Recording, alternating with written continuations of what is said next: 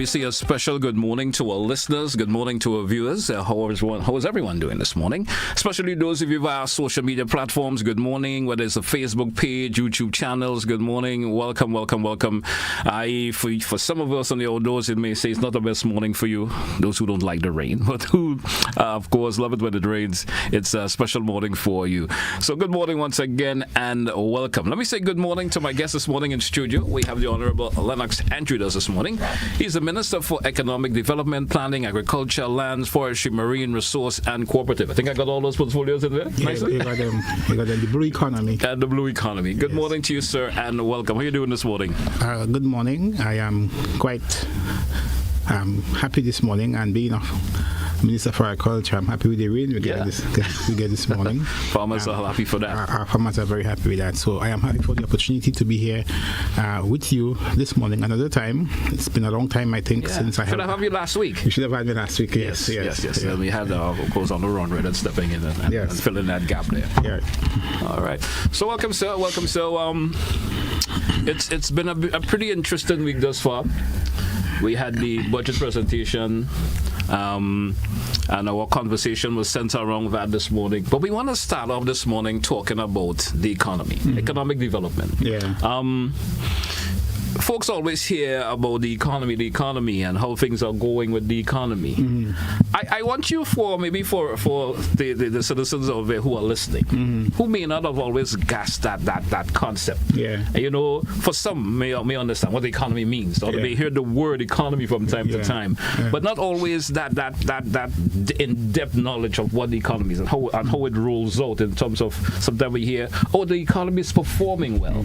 You know, and sometimes and they may just be blocked off after that. Somebody say, I'm not feeling the economy is doing well. And you may hear government say, well, the economy is doing well. Yeah. You understand? But there are ways in which this are defined in terms of how an economy is doing well. Talk to me about the economy. Roll out that definition for me from your perspective, sir. Well, if I could try and be as simple as possible. If you are a student of economics, then your teacher would define economics as the allocation of scarce resources. And that simply means what you're going to use your land, your labor, and your capital for. What you're going to use it for. So economics and the economy has to do with utilizing a country's resources. So it has to do with the land. For example, what are you going to use your land for? So if you take your land and you decide to use your land for agriculture, to plant corn, peas, potato, whatever, you've made an economic decision with your land. If you take your land and you decide to build a manufacturing agro-processing plant, let us say, on the land, you've made an economic decision with your resource, which is the land. If you decide as an individual, because you as an individual, you're also a resource. Understand. You're a human resource. If you decide to use yourself to make this music and to provide a musical service like calypso, you're a calypsonian, you've made an economic decision with yourself. Good? So the economy has to do with all of the economic decisions that the people who own the resources, what economic decision they have made of those resources. And in the economy, what you see happening is that you will see land is being worked, for example, right? People are working. The factories, the equipment, the buildings, they are all put into use. And out of all of that, you'll get an output. That output can either be a good or a service, and that good or service is available for consumption, is available for sale. So people who want to buy them can in fact buy them and satisfy their needs. So the economy has to do with all of the productive activities that take place within the country. in which you decide to utilize your resources for some productive use. And the outcome of that has to be a final good or service for which there is a demand, for which people can buy, and for which people's needs can in fact be satisfied. And therefore, the more we utilize our resources to produce goods and services, the more the economy becomes active, the more goods and services we have to consume and for sale, and of course, the more goods and services we have available for our use. So to a large extent, the economy reflects our productivity. It reflects the desire and the attitude of our people to work, and to make use of the resources that they have, which includes themselves, to satisfy their own needs. Good? Yeah. And in economics, there is one term that we use, or economists use, to describe the economy. And that term is the gross domestic product. People call it the GDP. Yes. Right? And the GDP is the output, is what we produce, is what we living inside Grenada, what we work and produce. And what that means is that if we don't work and produce, then we have no GDP. We have no output. Yeah? Then we don't have an economy. Then we don't have an economy. Yes. Really and truly don't have an economy. Yeah? Because we have to work. We're not making use of the resources that we have. Yes. And the more we work and produce, then the better is our economy, and the more goods and services that we have being produced for our consumption, and also, of course, for export, because we're an open economy. Yeah? And that GDP concept is extremely important because it reflects our productivity. It reflects our attitude towards work as a people. It reflects our economic independence. It reflects the ability of us to be able to utilize our own resources to satisfy our own needs. Yeah? All right. And so I don't know if I know I'm getting it, and you're giving me the shorter version. Yeah.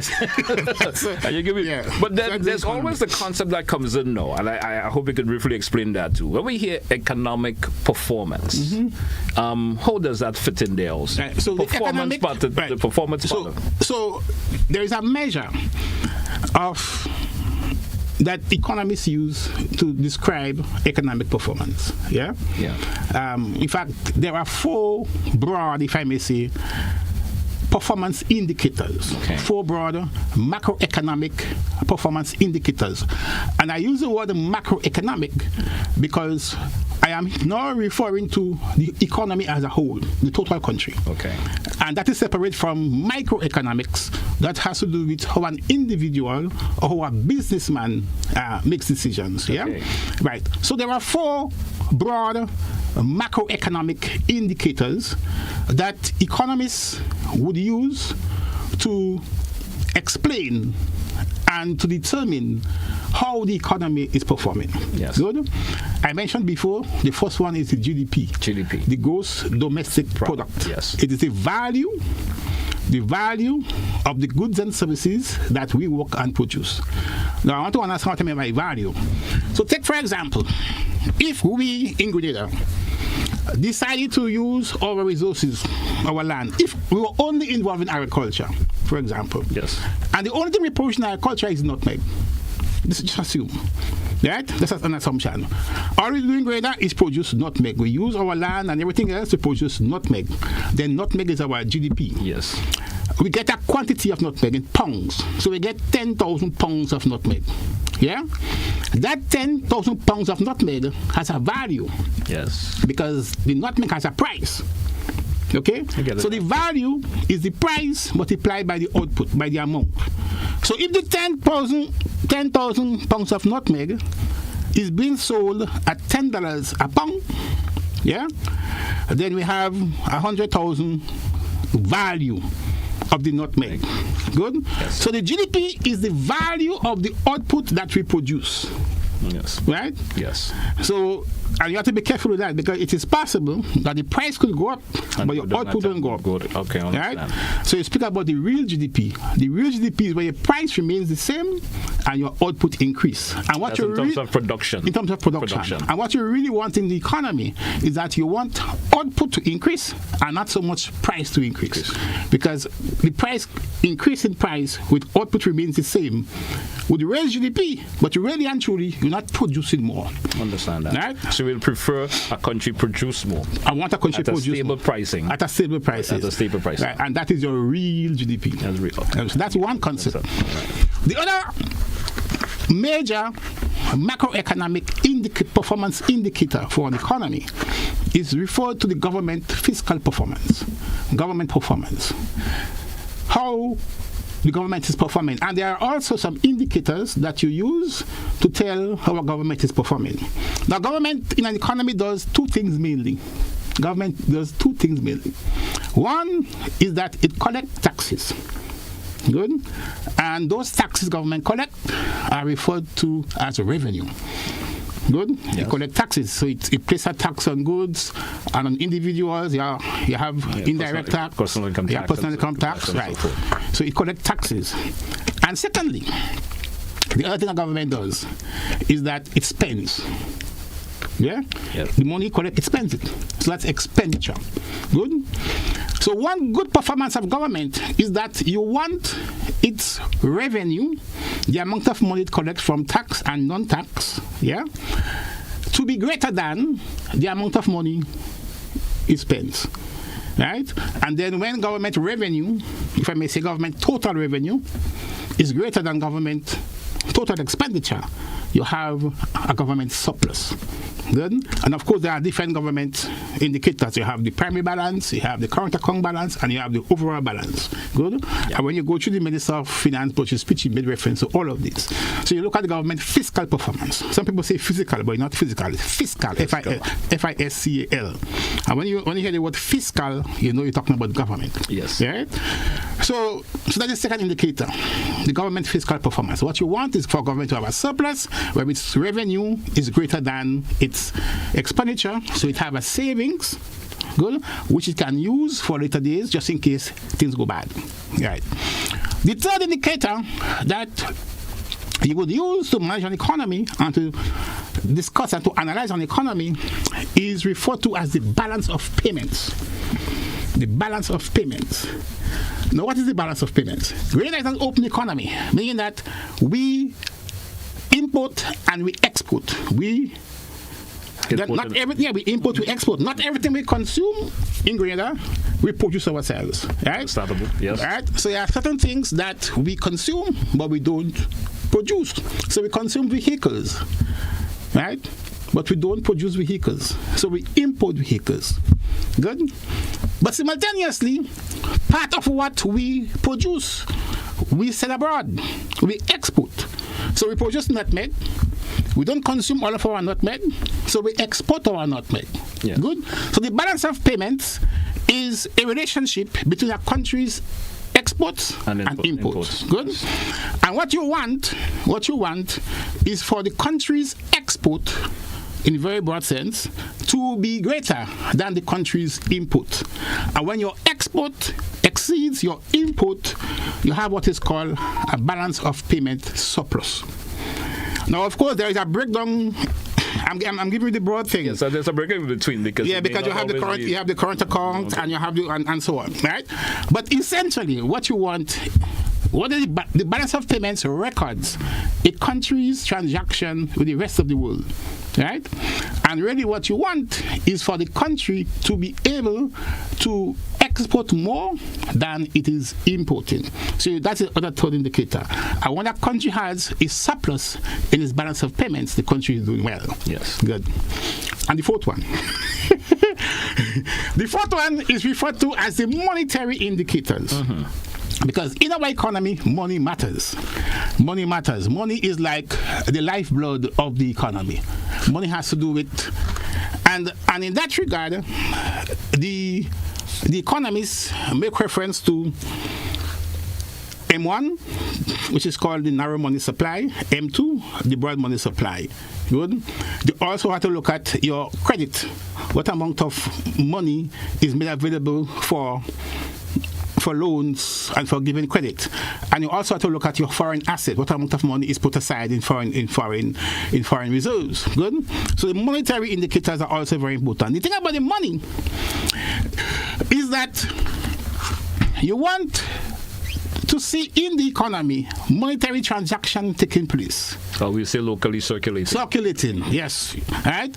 Because the measurement of the amount of money taking place in the economy is a proxy to the amount of economic activity taking place in the country.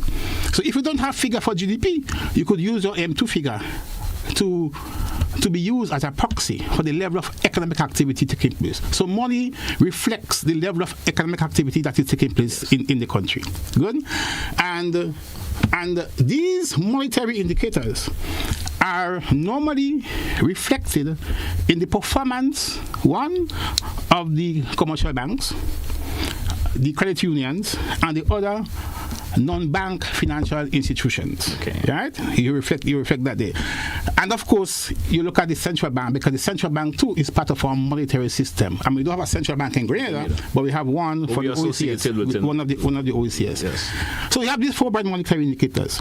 Apart from that, there are other smaller, if I may say, macroeconomic indicators that give you an idea of how the economy is working. One of them is the employment level or the unemployment level. Good? And if you take the household labor force survey, which is done on a quarterly basis, and you look at the level of unemployment in the country, it tells you as well whether the economy is doing good or bad. Ideally, when the economy is doing well, when there is a lot of economic activity taking place in the country, you expect unemployment to fall. Yes. Good? So that's one. Another important indicator is the price level, what they call the inflation rate, the inflation levels. And what you really want to see is that your inflation levels are being kept as low as possible, right? Because the lower the inflation, it means people can buy more, right? The greater the demand. When people buy more, then producers will produce more. And if producers produce more, then the economy is producing more. Yes. And then our GDP is rising. And then we have more goods and services available for our consumption. And therefore our economy is rising. As our people, we are consuming more, we're producing more, and our economy is better, so everybody should be better off. So that's how you judge the performance. And that's how you judge the performance of the economy. Yeah. Understandable. Yeah. Great. We due for a break. Let's take that break. When we come back, we suddenly get more into the, of course, the conversation. Stay with us, focus to the point, here on the Classic Radio GBN TV. We'll be right back. Don't touch it dial.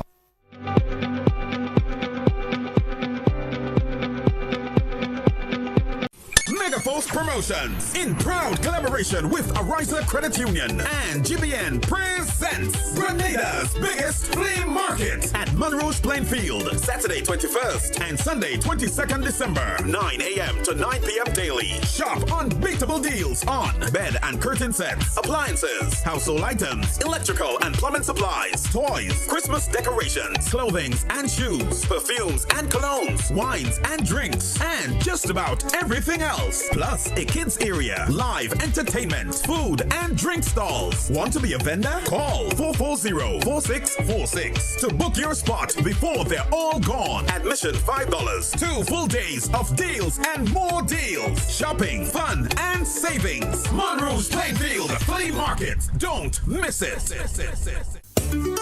Grenada Get Ready. GBN, the Ministry of Education, and the Division of Culture proudly presents Christmas Harmony 1.0, the inaugural primary school carol singing competition. Join us on Friday, December the 5th at 1 p.m. at the Grenada Trade Center. Magical voices, festive spirit, and exciting competition await. Tickets, adults $10, children $5. Christmas Harmony 1.0. No better place to be. Be there. Grenada! Get ready to celebrate culture, creativity, and community. It's the Kamahon Folk and Buy Local Festival happening on Friday, December 5th to Sunday, December 7th at the Sates Bus Terminal in St. Patrick. Friday, December 5th will be the opening night with prayers and worship. Then feel the rhythm ride with theater performances. On Saturday, December 6th, it's Market Day and cultural celebration in Sates. Come celebrate our roots with Asaraka. Sunday, December 7th, it's the grand finale. Folk celebration. We close the festival with pure culture, the rich traditions that makes us who we are. So mark your calendars. Friday, December 5th to Sunday, December 7th. Sates Bus Terminal. Kamahon Folk and Buy Local Festival. This event is brought to you by Ministry of Tourism, Creative Economy and Culture in partnership with the Ministry of Foreign Affairs, Trade and Export Development.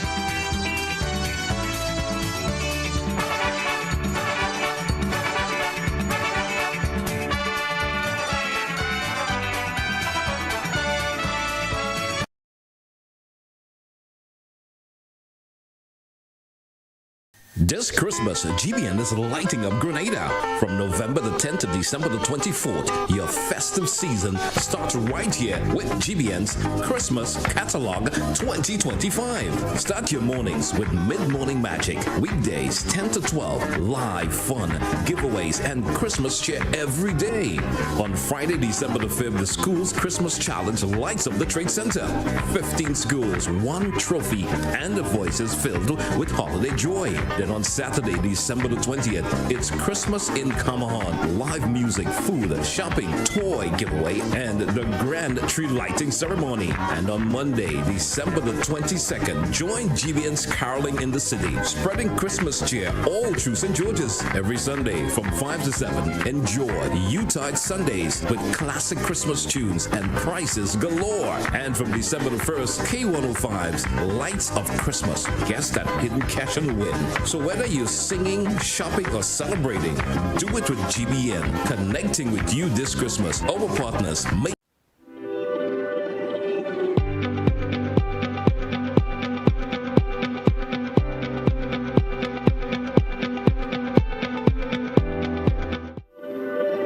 Welcome back to our listeners. Welcome back, our viewers. Welcome back once again. The Honorable Lennox Andrew with us this morning on today's edition of To The Point. Minister, welcome back once again. Yeah, thank you. I want to continue on the trend we was going at.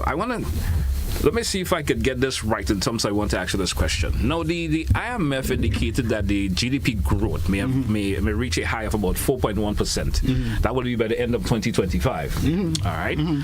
What is your opinion, or in terms is responsible for which areas is responsible for this mean area responsible for this particular growth? All right. So first of all, let me just explain. The economy has different sectors, right? And these different sectors, the economic activity that takes place in these different sectors contribute to the gross domestic product, to the GDP. So, for example, in Grenada case, we have, we have a very diverse economic base because we have many sectors contributing to our gross domestic product. Yes. So we have agriculture, I have to mention this one first. Yeah. Right? We have agriculture, we have tourism, we have construction, we have government services, we have banking and what they call the financial sector. Yes. Good. We have mining and quarrying. Good. So all of these sectors contribute to the economic performance of Grenada. Now, when you're analyzing the economy, one of the things that you have to do is to look at which of these sectors are the ones that have contributed the most to our gross domestic product. the good thing about Grenada, and of course I must add, these days we have the blue economy and we also have the creative economy as separate sectors that contribute towards our gross domestic product. Okay. Yeah. So when you're analyzing the economy, you have to analyze which of these sectors are contributing the most. Which ones are producing the most output, which one have the greatest employment, where you find most of our population working to produce the output. Good? Now, the good thing about Grenada is that we do not have one sector that dominates the economy. Okay. Many of these sectors contribute more or less a similar amount. So at one time, for example, before independence, we all know that agriculture was the dominant sector. Agriculture used to contribute around 30-40%. Yeah, everybody was doing agriculture. Everybody was doing agriculture, right? Coming down now after independence in the 80s and the 90s, we transformed into tourism, yeah? And then later on, we have manufacturing, construction. So today, in the economy of Grenada, what we have is about 5 or 6 sectors, major sectors that contribute to the economy of Grenada. So when you look at the numbers, obviously construction is one that is doing a lot these days. Yes. And it has to do to the fact that we are now rebuilding after burial. Yeah? And so construction is a major contributor. I mean, the figure could be well over 10% right now. Okay. Agriculture too is rebuilding because we were damaged severely after agriculture, so we are now rebuilding back. That too will be a major contributor. Tourism. Now in 2024, tourism was at its peak. It was perhaps the best ever in its contribution to GDP. Okay. But tourism is not as best and not as good as it was last year, but it's also there. We understand what's going on in the world today. Right. Good. The financial sector, the banking sector, the financial sector is also a major contributor to our GDP. And mind you, in today's world, I have to make this point, in today's world, the financial sector is an extremely important sector for the economic development of our country. And I'll tell you why. The economy can be said to be described into two broad sectors.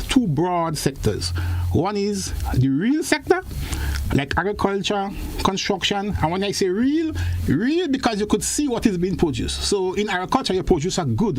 Yeah. You could see, you could feel, you could touch. So it is real. It is tangible. Yes. So it is real. So one broad sector is the real sector, and the other one is the financial sector. Yes. Good, but they are important and they are related. The financial sector is what provides the money, obviously the capital, the money for the real sector to start, to grow, and to expand. Yeah. So if you want to expand your agricultural production, what do is that you go to a bank, you take a loan, good, and you buy what you have to buy for your inputs to expand agricultural production. Yes. Now, what that means is that if the financial sector fails, the real sector fails also. And the real economy and the whole economy fails. And nowadays, long ago, what used to happen when an economy failed, it was due to the failure of the real sector. So your export crops, for example, if the price of your cocoa and your nutmeg fall down, the economy would fall down because that's what your economy depends on. Nowadays, if your financial sector fails, if the banks fail, if the banks can't lend anymore, the economy, the real sector will be affected, yeah. And of course the whole economy will be affected.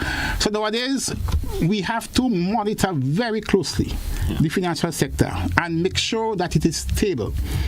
Make sure that that there is credit taking place in the financial sector, that the banks, the credit unions are lending, which means that they must have high liquidity so that they can lend. And if they lend, then businessmen can invest. And if businessmen invest, then of course people will be employed, there will be more production, and our GDP will be rising, we'll be producing more. Good? So we have to ensure that there. But simultaneously, we have to ensure that in the financial sector, the loans are performing. So if people can't pay the loan, then the banks can lend more. The credit unions can lend more. Good? Yeah. So an important indicator in the financial sector performance is the non-performing loans.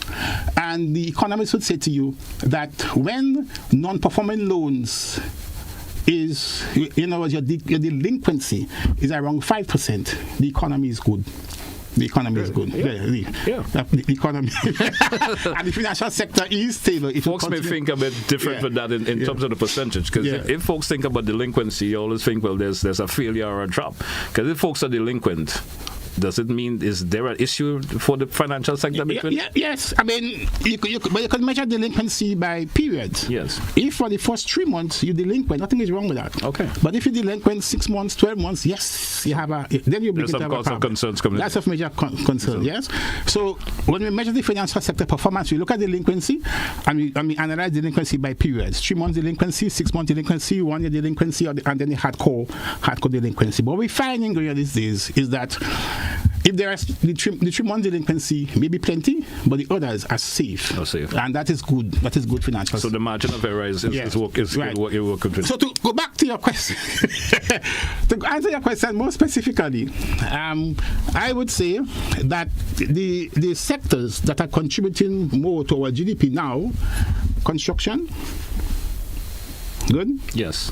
Agriculture, tourism, and of course we have our financial sector. Needless to say that the government sector, the government services, is also a very important sector that contributes to GDP. All right, and if you read our reports, all of the medium-term economic strategy report, and if you read the report of the Minister of Finance budget, you will see that all of these sectors are important contributors to our economic growth and economic development and economic stability. All right.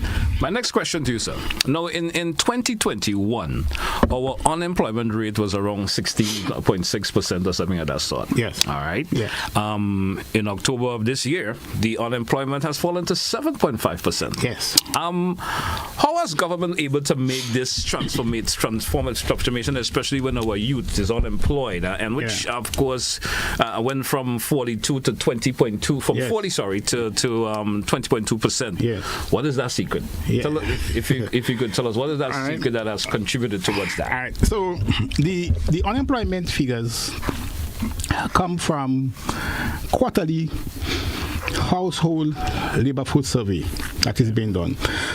In the statistics department, we have a number of people who go to the households and get information on employment. Okay. All right. Grenada's economy can be considered to be small. Our land space is only 344 square kilometers. Mm-hmm. Yeah, but our maritime space is 77 times more than our land space. What it means is that if we are to grow our economy, we have to find complements to the economic activity that take place on land. The agriculture, the construction, all this take place on land. But we have a wide area of sea, marine, good, where many economic activity can take place. So what government strategy is this? First, we created the creative economy. Yes. As a new area of economic activity where our young people get involved in.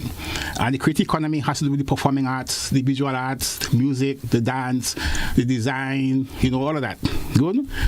And all of that are new areas of employment, new areas of economic activity that our people can get involved in. And then we created the blue economy, again, where we can make greater use of the resources that exist in our sea. Yes. And there's a lot more. In fact, I will say to you, in years to come, there will be the strong likelihood that more of our economic activity will be taking place on our sea than our land. Yes. Given the fact that, of course, our land space is so much smaller. All right? So the strategy was that in order for us to expand the economic base of the country, and create more opportunities for income, employment, and output, we had to identify new sectors. Good? Yeah. And those new sectors were the creative, and those new sectors were the blue economy. So we have widened now our economic base.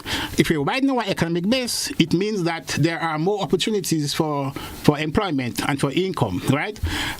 Which complements, I must admit, because we are not doing away with agriculture, tourism, manufacturing. We are just simply saying with agriculture, tourism, manufacturing, we are complementing that with these other new areas of economic activities. So the fall that you see in unemployment. Yeah. Is largely due to the fact that on the one hand, there is more demand taking place for the goods and services that are produced on land, and simultaneously, we have been able to identify new areas of economic activity in the blue economy, in the creative economy, right, for people to work. So let me just give an example. Let's take the blue economy, for example. You will be surprised to know the number of people in Grenada who are now involved in producing CMOS. Yes. Yeah? CMOS, what we call mariculture. CMOS is a major production now in Grenada. That's a new area of economic activity. I mean, it was there before, but it's now being placed at a much greater importance. And then you have more people being involved in CMOS production. Seeing the value in that. And you're seeing the value in that, and therefore that's a new area of economic activity.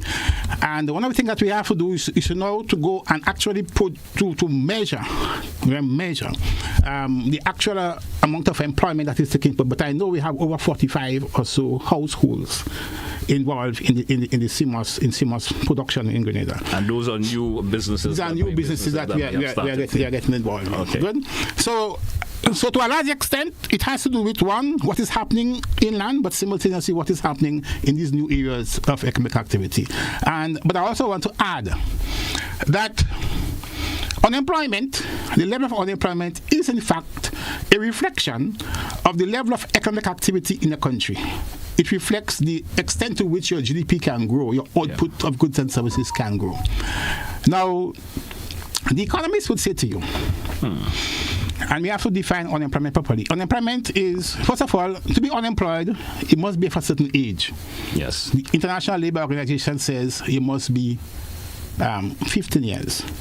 To be considered unemployed. To be considered unemployed. All right. But not just the age, it also means that you must be looking for a job and you can't find. So if for the last 3 months, you're 15 years of age, you're looking for a job and you can't find, then you're unemployed. Yeah. Good? But would that be fine for Grenada? No, usually a 15-year-old is not working. No, in Grenada's case now, you notice that we pass a law that says we have to stay in school. Exactly. Up until we're 18. So in our case now, we have to redefine our unemployment numbers to reflect that decision. Because I would say if that, when you said that international figure that they say, or age that they give, if it replica for Grenada, in our society, we do from 18. Yes, so we have to make that change. That's one change that I've requested our statistics department to reflect that. Don't put unemployment number at 15. Starting from 15, do it from 18. From 18. Good. As far as that's 21 too, because this time the 18-year-old may still not be looking for a job. Because you're 18, you're still in school. You're still in school. You're going to university. Exactly. You're 20, 21, you're studying. You're not unemployed, but you're in the working age. You're in the working age, but you're not employed. You're not unemployed because you're not looking for a job. Yes. You're not looking for a job. And that is your labor force. That's what I call a labor force. That is your people who are supposed to be working to produce your GDP for you. Yes. So the economists would say that if you have 5% of your labor force unemployed, you have full employment. Okay. You have full employment. Right?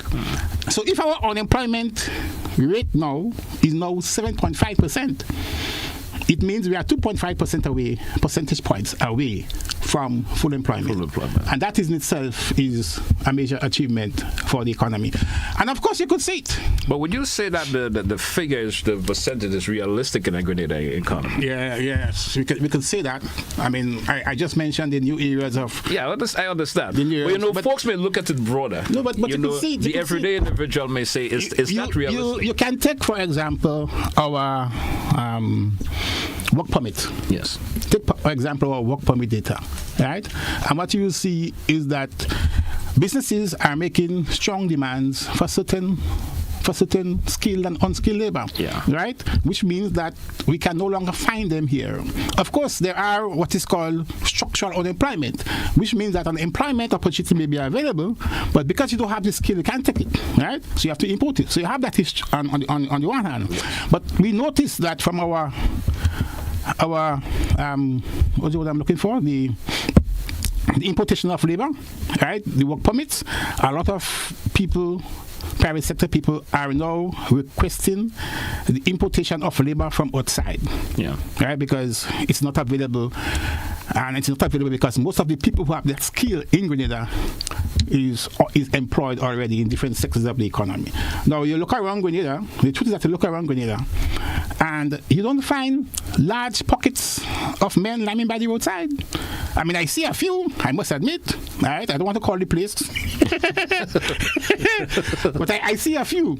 But the truth is that if you look around Grenada, you don't find many large pockets of men liming in the early morning, they're together liming, drinking. You don't find that. This tells you that that employment opportunities are available and that people are working. And of course, not just for a short period, but for a sustained period. Right? So to a large extent, it is reflected. And of course, you can look at the demand that is taking place in the economy. People are buying, people have money in their hand, they are spending.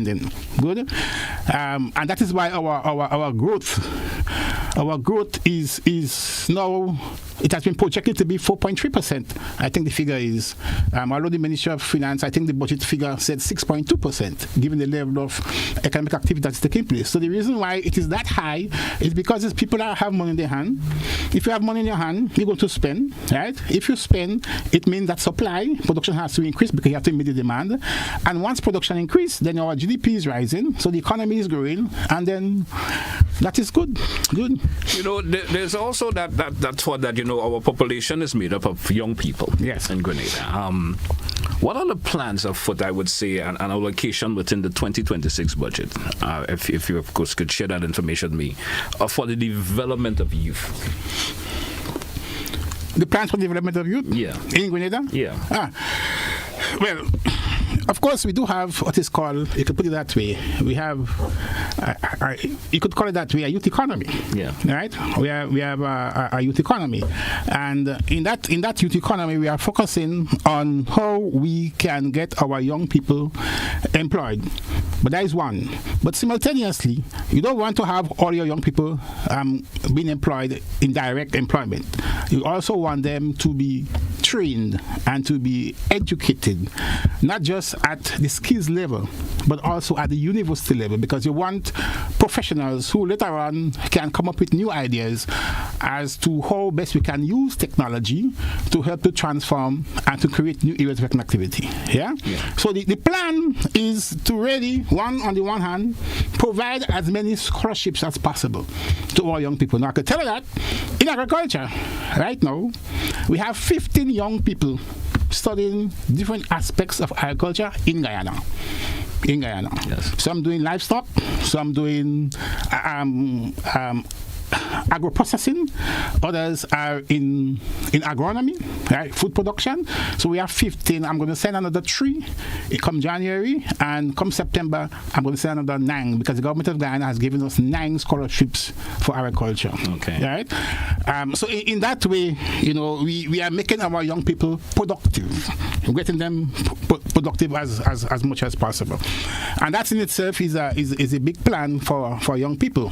Education, training as a basis for sustained employment down the road. Yeah, because what you really want is that you want your population to be not just skilled, but to be educated at the highest level. This is important. Because if you don't have that mesh, you know what. The new ideas, the new development areas comes from not just skills, but from the university training, the professional training that you get. Because the theory and the practical, they have to mesh. Yeah, they have to. Not just because you could use your hands or but you have to have a way of thinking of That's way right. to use your That's hands. right. I think also. Correct. So that's an important aspect of our training, and I think the Ministry of Education, through Monroe University, right, now has a training program where we provide scholarships to many young Grenadians every year to go up to universities and become professionals, not just skilled. Right. I mean, we have the skills, we need the skills, but we also need the professional as well. They go together. We due for a break, of course. So let's take that break. When we come back, we get into the final segment of our program today, which I'll allow our listeners and viewers. I see the phones already going, so I know there are a few who may want to ask a question or two. But we do that when we come back. Stay with us, folks. It's To The Point here on Classic Radio GBN TV. We will be right back. Megaforce Promotions, in proud collaboration with Ariza Credit Union and GBN, presents Grenada's biggest flea market Market at Monroe's Plainfield, Saturday 21st and Sunday 22nd December, 9 a.m. to 9 p.m. daily. Shop unbeatable deals on bed and curtain sets, appliances, household items, electrical and plumbing supplies, toys, Christmas decorations, clothing and shoes, perfumes and colognes, wines and drinks, and just about everything else. Plus a kids area, live entertainment, food and drink stalls. Want to be a vendor? Call 440-4646 to book your spot before they're all gone. Admission $5. 2 full days of deals and more deals. Shopping, fun, and savings. Monroe's Plainfield Flea Market. Don't miss it.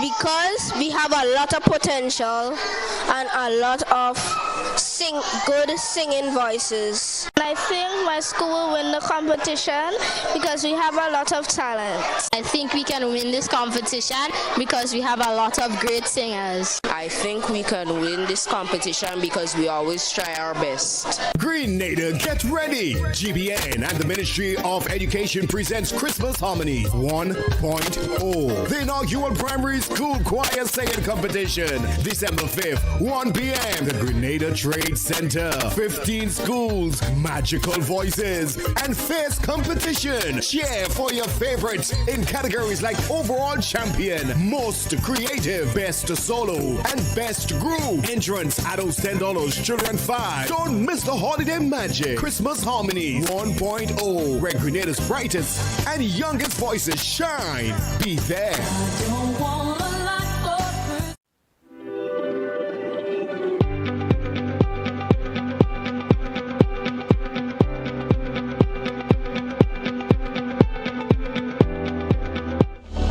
Welcome back, listeners. Welcome back, viewers. We have, of course, Honorable Lennox Andrew with us this morning here on today's edition of To The Point.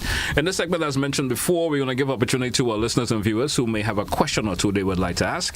Feel free to do so. I beg of you to be brief in your contribution so we can accommodate many callers as possible. Let's go to the phone line. Caller, you're live. Good morning. Thank you very much, Mr. Telesford. Greetings and greetings. By the way, can your guest hear me? Yes, he's hearing you loud and clear. Go right ahead, please. I've got two questions. There are so many more to ask, but I reserve them to two. Listen, relative to the unemployment rate, a nice explanation has been given there. We've extended the quantity of ministries. For instance, there's the blue economy and the creatives and whatnot, and we don't see very many fellas linemen on the block these days and otherwise. Sounds good. But the question is, we have a national insurance, and of course, according to the law, anybody is employed has to register with the national insurance, and if there is increased employment, it should reflect in the receipts, the contributory receipts of the national insurance, which, as far as we have found out, isn't so. Question: how does this information from the national insurance corroborate in the evidence for identifying the level of unemployment in this here country? That's one. Months ago, Mr. Gentleman, I forget the name, you voted in the parliament of this here country to approve laws changing the oath of allegiance of this country. Now, the thesis used by the CC birds of the CCR was fraudulent. They modified the Constitution, abusing Section 111, of which Schedule 3 is a major component, intrinsic and integral component. Yet you went along with it. How do you explain that, sir, to the people of this here country? I trust my questions are understood. Thank you very much and have a nice day, will you? Thank you, caller. Thank you so much. Respond to the caller? Well, that issue of the oath of allegiance is a matter that is a matter that has to do with your level of patriotism, your love to one's country, and to your love to one's homeland. Good, and the truth is that many other countries in the world, in the developing countries today, have changed their oath of allegiance from the Queen to our own, because at the end of the day, we are the ones who have to take responsibility for the development of our country and of our people. Of course, we will need others to help us, but the real task of developing Grenada lies precisely with our people. Good, and creating the conditions for our people to work and to produce. So our allegiance has to be to our people. Good, it has to be to be our people, and we can no longer continue to hold allegiance to the Queen or to the King. I mean, we have already gone through that. That's what independence means. Independence, economic independence means that as a people, we have to be able to produce the goods and services that we consume, but also to be able to pay for those goods and services that we consume, but we don't produce. Yeah? And once we can achieve that, then we have what is called our economic independence. And that oath of allegiance is really and truly a reflection of our effort to achieve economic independence. Good. As regards the issue with the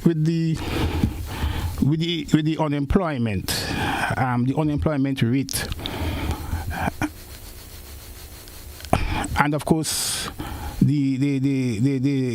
think you mentioned the national insurance. National insurance. How are you getting that data from the national insurance to prove that the figure is the same? No, the information on our unemployment is collected quarterly. You know, what we have is that, if I understand the question properly, what we have is that we have a team of individuals attached to our statistics department who go out every day and collect data on households as regards the level of employment taking place in those households. Good, and those data are recorded. So I don't know if I understand it well, but those data. It's more looking at it from the point we have a national insurance, and the data from the national insurance is, of course, should contribute to individuals who are employed paying to the national insurance. I'm assuming. I hope I'm right. I'm not destroying your question, Mr. Rowe. I think that's centered around with that, in terms of where he's coming to give that figure of unemployment or employment, lowering the figure. Does it reflect right? Is there enough people paying in national insurance to give that? Well, I mean, the truth is that once you are working, you should be paid. You should be. Yeah, and maybe that is from. But it could be used that figure on those persons who are in fact paying helps you to define as well the level of unemployment in the country. Yeah. So once you are working, you're supposed to be paying, and you could use that to tell whether or not the unemployment rate is falling or not in the country. Yes, we lost that caller. 435-2041, 435-2041, 435-2041. I guess you missed me there with my microphone was off. 435, we do have another caller. Let's go back to the phone line. Caller, you're live. Good morning. Welcome. Caller, you're live. Go right ahead, please. Caller, good morning. You're live. Good morning. Go right ahead. Hi, good morning to you, and good morning to Mr. Andrew. Wow, that was a real masterclass on economics, Mr. Andrew. I really appreciate it, and I think that even the simplest amongst us could have understood what you explained this morning. I trust that as the budget debate continues, that we'll see that level of learning from those who would be attempting to debate the budget. Because we hear so much nonsense, excuse my language, in what is supposed to be a debate on a budget. I trust that what you had laid out there this morning would be used. It will be instructive and guide us, especially those on the other side, when they are discussing the economy over the next few days. Thank you very much for your very enlightening discourse. Have a wonderful day. Thank you, caller. Thank you so much. We do have another caller. Caller, you're live. Good morning via WhatsApp. Good morning, GT. Good morning to you, sir. Go right ahead. Good morning, Toast, for the class this morning. Morning. You take me back to economics, man. Yes, thank you. Let me ask you, right? What is the debt by GDP ratio? Right? Let's say from 22 to 24, because I think we had a drop. I think we are at 70 right now, ranking, or 71. At the end of March 2025, the debt to GDP ratio was 67.1%. Good. It comes down. It went down in 2024. At the end of December 2024, it was 71.3%, and at the end of December 2023, it was 75.1%. So you see, the debt to GDP ratio is falling, and what that reflects is that, remember, debt to GDP ratio, the denominator is the GDP, right? And the value of the GDP. So if the denominator is increasing and the numerator is falling, then the answer becomes smaller. Good. So what you see happening here is that the economy has been growing. Good. And as the economy has been growing, the debt to GDP ratio has in fact been falling. So the truth is that if you want your debt to GDP ratio to fall, what you have to do is not so much, I mean, on the one hand, you can increase your debt, nothing wrong with that. But simultaneously, what you want is for your GDP, your gross domestic product, which is the denominator, you want it to be growing much faster than you are, in fact, borrowing. Good? So the plan is that by the year 2035, the debt to GDP ratio should come down to around 60% of GDP, which is, in macroeconomics, is considered to be an acceptable debt to GDP ratio. Good? Anything above 60, the economists would say creates a problem. So countries that have debt to GDP ratio about 90%, they are in real trouble. In most cases, they can service the debt. Okay. You know, they are in real, and they create less room for borrowing. Right. Good. So I think we are doing very well in that regard. Caller, do you have something else you want to say quickly so we can move on? That's it, caller. Okay, JT, you can take the other caller. Exactly. Yeah, go. Thank you. We do have another caller. Go right ahead, please. Caller, you're live. Good morning. Good morning, Jane. Good morning. Good morning to you. Go right ahead, please, and be brief. I beg of you. I believe you as the Minister of Agriculture, and I'm calling based on we called you about a couple weeks ago about we lost some animals by dogs, and you gave us a number. Did you call us? Caller, could you repeat the issue in terms of the animal lost? I don't think the Minister heard it properly. Okay, good. We called the Minister a couple weeks ago about some animal we lost. Give us a number to call, and we called the individual, called us back, and we had a conversation. The individual said you're going to check us in a couple of days, call us back in a couple of days. It has been weeks now, this man never called us. So I'm saying that a farmer in distress, and these people are not even calling him back. They don't even care about the farmer. Let's imagine farmers in distress and they don't even calling you back. They don't care if you're alive or you're dead. That's kind of crazy, bro. When a farmer in distress, you guys have to help them out. Not like don't call them back like this, then there's nobody. Come on, brother. You see them, but maps and these farmers are in distress out here, bro, and this is where you got to help. Your Minister of Agriculture. Forget this thing about economics. Help the farmers, brother. That's where your interest of life. Farmers lost animals. It's a matter you have to build a little house for them animals, and them, and nobody calls them back. Nobody cares. Nobody cares. Not a soul care. They don't call you back. They don't care if you're alive or if you're dead. Have a nice day, brother. Thank you, caller. Thank you. So let me respond to you, caller. There are 4 district agricultural offices throughout the country. You have one for St. Mark's, one for St. George's, one for Glenville, and so on. So depending on where you are, if you have an issue, and you should do that, is that you should go to the district agricultural office and report your concern. I think that's the best approach you should take, because there'll be people there who will be able to attend to you face to face, personally, and take the necessary actions afterwards. Sometimes it's good to call, but I would say to you, ideally the best thing to do is to go to the office and present your complaint, and of course the officers there would be in a much better position to respond to you and to respond to you with alacrity, so you can get your problem solved. All right. We have one question from someone via the WhatsApp. They're saying, how does the non-payment of debt after burial affect the GDP? How does the non-payment of debt? Of debt, yes, after burial, I'm assuming after hurricane burial, affects the GDP. Well, if you don't pay your debt, it means that you become uncreditworthy. Yeah. Right? And if you are uncreditworthy, then financial institutions, those who you borrow from, it could be bilateral countries or multilateral like the IMF, the World Bank, and so on, they would not continue to lend you money, right? So every country, in fact, should make the greatest effort to service its debt on time. And when I say service its debt, I mean you must pay the interest and pay the principal. Some countries like to pay the interest and don't pay the principal, but you should service both of them simultaneously. Good? And it means that you must have enough fiscal space that should allow you to service your debt and pay both interest and principal on time. Now, some countries they may just go and service the interest, because for some people, once your interest payment is being made, it's fine. Good? But ideally, you want to service your debt totally. Pay interest and principal on time, because you don't want any arrears. Okay. Once you have arrears, it becomes difficult for you to get more money, borrow again. All right, understandably so. We have another caller, which may be our final caller for the morning. Caller, you're live. Good morning. Go right ahead, please. Morning, GT. Good morning to you, sir. Good morning, Mr. Minister. Morning. Mr. Minister, sir. Look at everybody in the world. When they're going to